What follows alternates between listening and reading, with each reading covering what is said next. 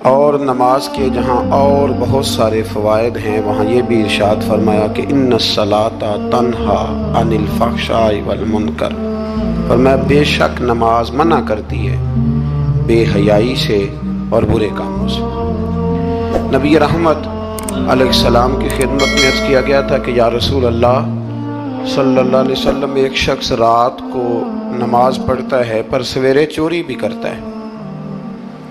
ہم تو بڑی جلدی کہہ دیتے ہیں نا کہ کیا فائدہ اسے اس کی نماز کا، کیا فائدہ اسے اس کی عبادت کا۔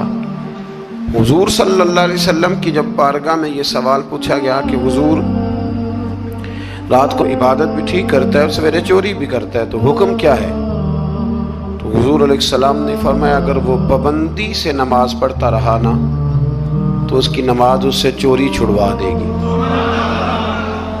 اس لیے کہ نماز بے حیائی اور برے کاموں سے روک دیتی ہے۔ اگر کوئی کمزوریاں ہیں انسانی تقاضوں کے تحت تو نماز کی پابندی کریں۔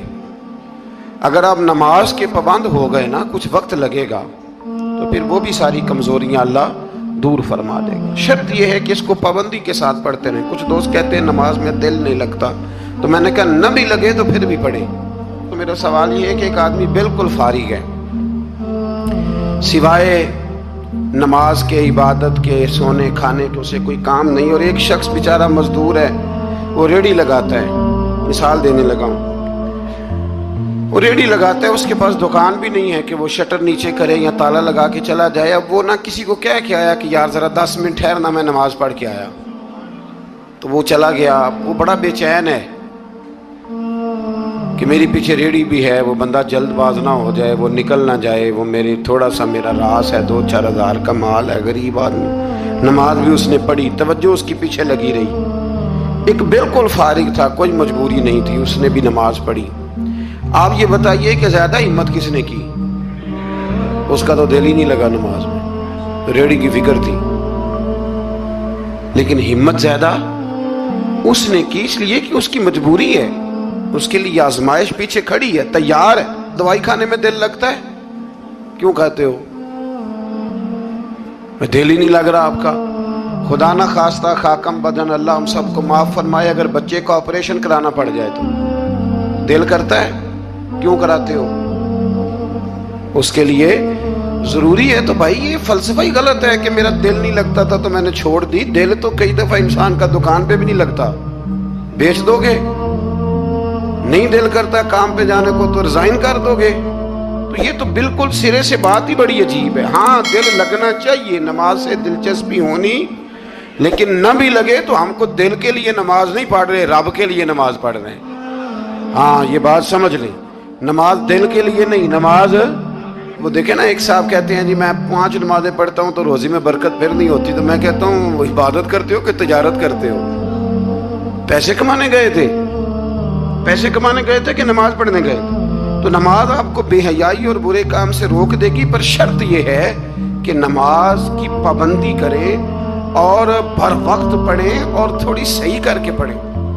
مطلب نماز پڑھی جاتی ہے، اہتمام نہیں ہوتا، یعنی لوگ بھاگ کے وضو کرتے ہیں، فٹافٹ آتے ہیں، بھئی آج ہو گیا ہے۔ بڑی جو بندہ گاڑی بھگا کے لاہور پہنچنا چاہے تو وہ 15 منٹ جلدی پہنچ سکتا ہے، 1 گھنٹہ پہلے پہنچ سکتا ممکن نہیں میرے عزیز، ہو نہیں سکتا۔ جلدی نماز پڑھنے سے آپ کیا کر لیں گے؟ صحیح کر کے پڑھیں، سونی کر کے پڑھیں، تسلی کے ساتھ پڑھیں، ٹھنڈے دل کے ساتھ پڑھیں۔ مطلب نماز پڑھیں تو پھر مزہ آئے۔ امام اعظم کا ایک پڑوسی ہے تو وہ کہتا ہے کہ امام صاحب نا گرمیوں کے دنوں میں نا چھت پہ چڑھتے تھے، کیونکہ میرے گھر میں عورتیں نہیں تھیں، مرد ہی تھے زیادہ، اور میرا ایک بچہ تھا چھوٹا۔ کہتے ہیں کہ وہ چھت پہ نماز پڑھا کرتے تھے تو وہ اتنی دیر تک کھڑے رہتے کہ لگتا کوئی ستون کھڑا ہے، رات کو ستون محسوس ہوتا، اتنی دیر تک وہ تلاوت کرتے، اللہ کی بارگاہ میں کھڑے رہتے۔ تو فرماتے ہیں جب ان کا انتقال ہوا تو میرا بیٹا کہنے لگا کہ ابا جی پڑوسیوں کی چھت پہ جو کھمبا تھا، جو ستون تھا، وہ کہاں گیا؟ تو کہتا میں رو پڑا۔ میں نے کہا بیٹا وہ ستون اور کھمبا نہیں تھا، وہ تو ابو حنیفہ تھا جو اپنے رب کے حضور کھڑا رہا کرتا تھا۔ تو دلچسپی پیدا کریں۔ اللہ تعالیٰ ہمیں رمضان کے بعد بھی پابندی صلاۃ کی توفیق عطا فرمائے۔ آیت نمبر 46 میں اہل کتاب سے بحث اور مباحثہ اور مجادلہ کے आदाब और उसलूब तबलीग के शाइस्ता और पसंदीदा होने का बयान किया गया।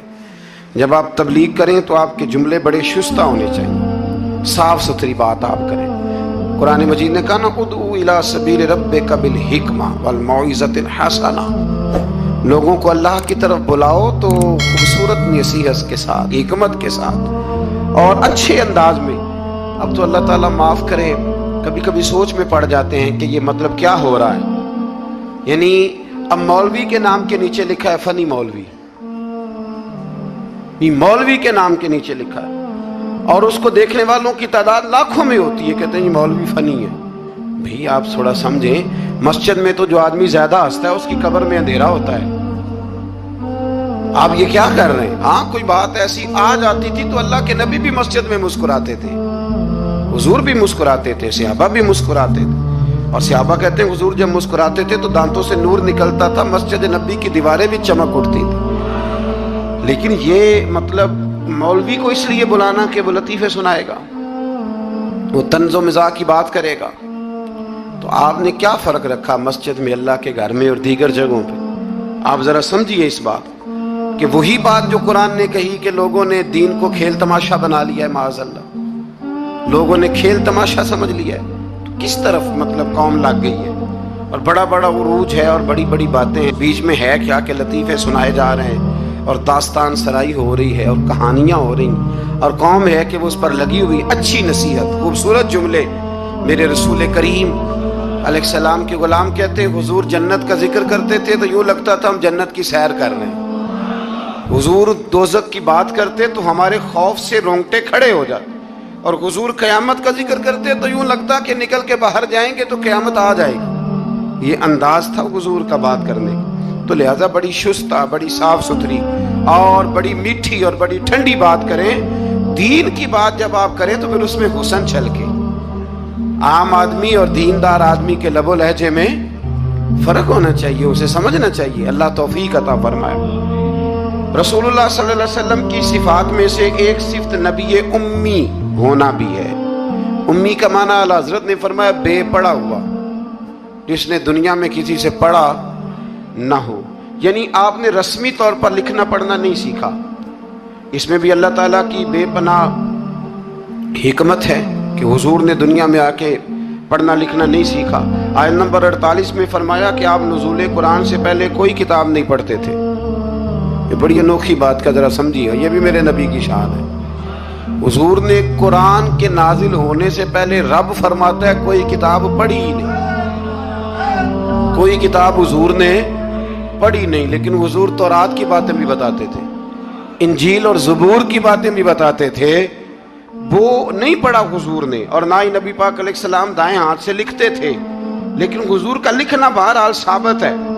बाद में नबी पाक का बतौर मोजज़ा लिखना साबित है, अहादीस मुबारका से साबित है।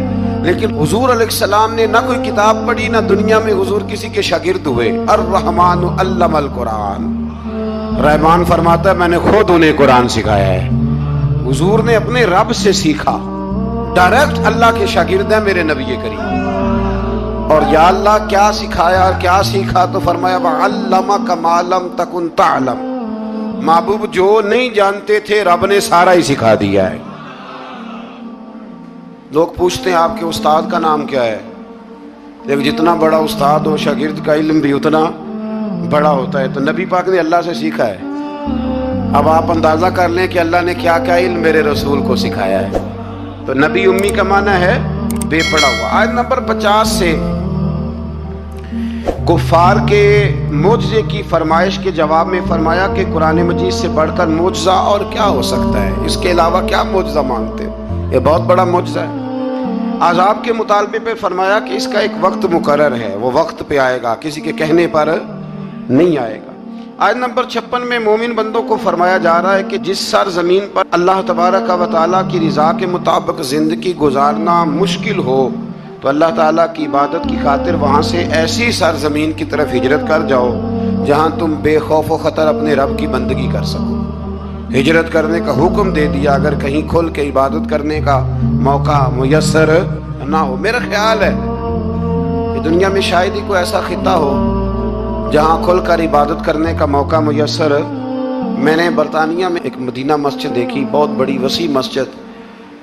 तो मैंने एक जुमा वहाँ पढ़ाया, तो जुमे के बाद हम नमाजियों के बीच बैठे। मैंने कहा आपने बड़ी शानदार मस्जिद बनाई। तो वो कहने लगे कि यहाँ की हुकूमत ने हमारे साथ ताउन किया। आप हैरान होंगे मेरी बात सुन के। वो कहने लगे जब हम मस्जिद तामीर कर रहे थे तो यहाँ से पीछे से एक रोड गुजरता था, तो हमारी मस्जिद में आड़े आता था, तो हमने गवर्नमेंट को एप्लीकेशन दी कि ये रोड आ रहा है। तो कहते मस्जिद की खातिर गवर्नमेंट ने रोड बंद करके रोड ऊपर से गुजार दिया है। अब तो इबादत करने की तो कोई दिक्कत नहीं, पर शर्त यह है कि इबादत करने वाले भी तो होने चाहिए ना। इबादत करने की कोई परेशानी और न भी हो तो अल्लाह के महबूब के लिए अल्लाह ने सारी ज़मीन को मस्जिद बना दिया है। हुजूर फरमाते हैं मेरे कदमों की बरकत से सारी ज़मीन मस्जिद बन गई। जहाँ सजदा करोगे रब कबूल कर लेगा, पर शर्त यह है कि बंदा सजदा करे। फरमाया और कितने ही जानवर हैं जो अपना रिस्क उठाए नहीं फिरते, इनको अल्लाह रिस्क देता है। और तुमको भी, यानी इंसान कितनी ही मनसूबा बंदी क्यों ना करे, असबाब का इख्तियार करना बजा है, लेकिन राज़िक हकीकी तौर पर सिर्फ अल्लाह ताला ही है। जानवरों को कभी देखे आपने कि उन्होंने गठड़ियाँ बांध के अपना रिस्क बांधा हो? तो अल्लाह फरमाते हैं जिनका कोई सबब नहीं, जब मैं उन्हें देता हूँ तो तुम्हें क्यों नहीं दूंगा। रिस्क देने वाला अल्लाह है। फिर आगे जाके आज नंबर 64 में फरमाया कि दुनियावी जिंदगी के खेल और तमाशा होने और उखरवी जिंदगी में असल जिंदगी ही तुम्हारे लिए वो है जो आखिरत की जिंदगी है। दुनियावी जिंदगी तो सिर्फ खेल और तमाशा है, खेल है। मतलब जब कोई दुनिया से चला जाता है तो फिर लोग क्या कहते हैं, कोई क्या कर सकता है, कर सकता है कुछ? ये तो एक खेल और तमाशा सा है। मतलब मैंने बच्चे पाले तो फिर बाद में मेरे बच्चों ने बच्चे पालने शुरू कर दिए, फिर उनके बच्चों ने बच्चे, और बहुत बड़ा लफ्ज़ है जनाब ये हमारे पास, बच्चों के लिए कर रहा हूँ जी। और अब्बा जी की उम्र 85 साल हो जाती है तो बच्चे कहते हैं अब्बा एक दुकान ही दे दे, कहते तो नहीं देनी, वो जो तुम्हारे लिए कमाया सारी उम्र। तो मैं कहता हूँ ये जो बच्चों का बहाना है ना, ये बहाना है। बैंक बैलेंस अपने नाम का, मकान अपने नाम, गाड़ी, और रोज कहता क्या है, और भाई मैं ये कह रहा हूँ कि ये बहाना है। बच्चों के लिए है बिल्कुल ठीक है, लेकिन बच्चों के काम तो आएगा ना हमारे जाने के बाद। आज तो मालिक और वारिस हम ही है ना, इसलिए थोड़ा निकलें इस खेल तमाशे से, उस आखिरत की भी फिक्र करें। इमाम ज़ैनुल आबिदीन घर में नमाज पढ़ रहे थे तो आग लग गई, लोग बुझाते रहे, इमाम साहब नमाज पढ़ते रहे। नमाज के बाद लोगों ने कहा हुजूर हम आग बुझा रहे थे, आपने तवज्जो ही नहीं की। फरमाया तुम दुनिया की बुझा रहे थे, मैं कयामत की बुझा रहा था, मैं दोज़ख की आग बुझा रहा था। उधर भी थोड़ी तवज्जो करें। अल्लाह तौफीक।